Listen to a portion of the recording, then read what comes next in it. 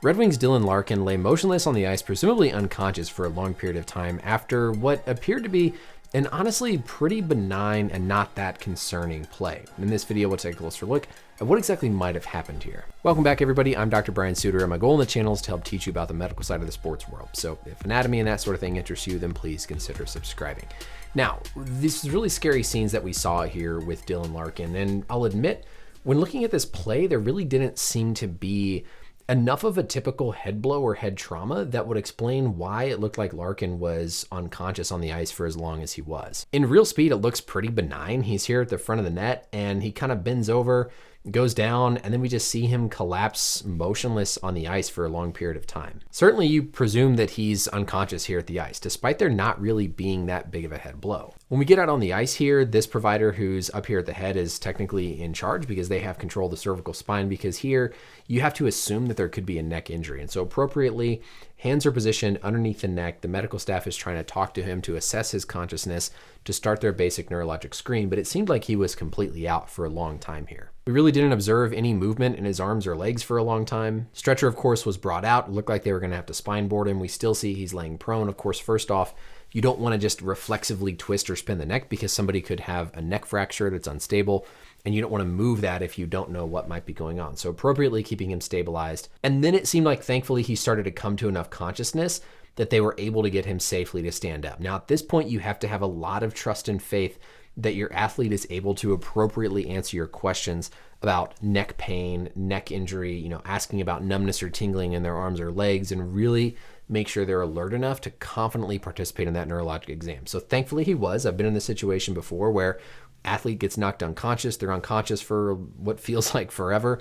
But then as they come to, you feel reliable enough with their answers that you don't need to continue spine boarding him, and they were able to get him off the ice. Obviously, though, still very shaken up here as Larkin gets assisted off of the ice. Now, what's really kind of interesting about this whole sequence is it doesn't look like there was that big of a blow to Larkin's head. We can see he's right here, of course, and maybe there's a little bit of kind of a shot that comes in from number 21 here, kind of pushing his head to the side, but it's more of a push than it is just a pure kind of hit.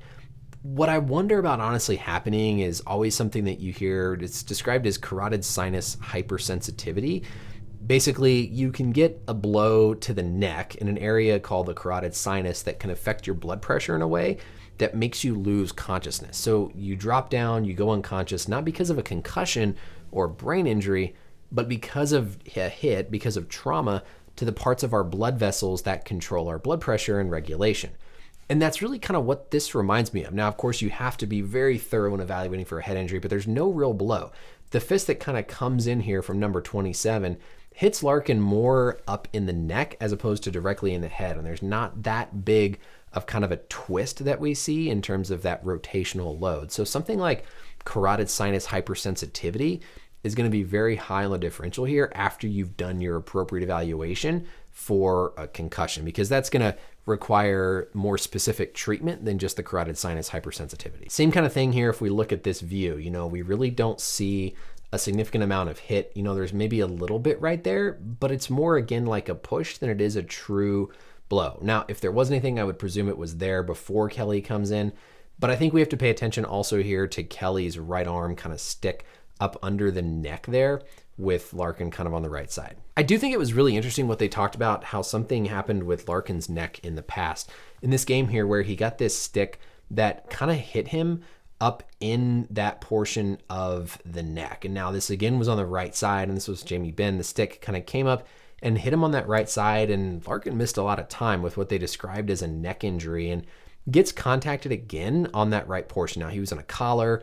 They seem to kind of describe this as more of a true neck injury, but we could see he took a presumably benign looking shot to that, again, right side of his neck like we saw tonight, and had a prolonged absence, kind of dropped down like he could have had some pre-syncope types of symptoms. So interesting to see a pattern of a couple things like this with more blows to the neck causing this pre-syncopal, syncopal collapse, meaning fainting, as opposed to just a direct hard knock, violent injury to the head itself. When we look at our biodigital anatomy tool here, so the carotid sinus is going to be located at the bifurcation of the carotid artery. So when we're talking about blood coming off of the heart, going up then to the ascending aorta, and then we're going to have the brachiocephalic trunk. Eventually, we have the common carotid. So the common carotid is going to be the blood vessel on the outside of the neck that's sending blood up to the brain.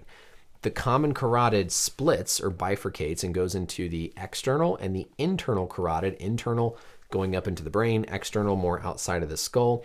But located at this region of the carotid bifurcation is called the carotid sinus. And it's this area of cells that can sense pressure. So they're called baroreceptors. Whenever you have higher blood pressure, those baroreceptors respond by dilating the blood vessels, expanding the blood vessels, which drops your blood pressure to try to help regulate things. It's a very smart system. But some people have what we call carotid sinus hypersensitivity, where even something as benign as shaving, the pressure on that carotid sinus is extra sensitive, and so it thinks that the blood pressure is really high when in reality it's just this external pressure. That causes the brain, the body to react in a way that decreases your blood pressure throughout the body, which can cause you to eventually collapse. And so we have to always think about, sometimes in mixed martial arts, we see these shots to the neck.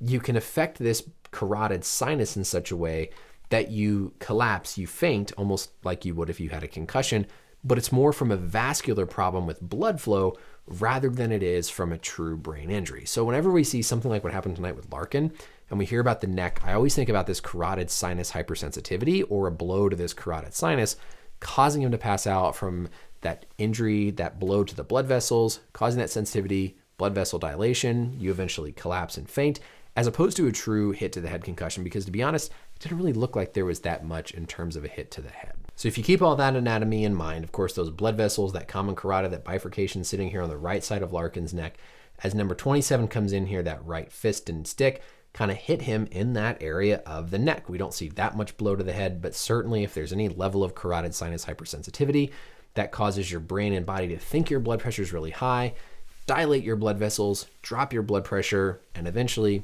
you faint and collapse. Like I said, you still got to keep concussion kind of higher up here, right? Because if somebody has a significant brain injury, that's going to require prolonged recovery time, more specific monitoring than just this carotid sinus hypersensitivity, which, while frustrating, is not something you need to have like a prolonged absence for.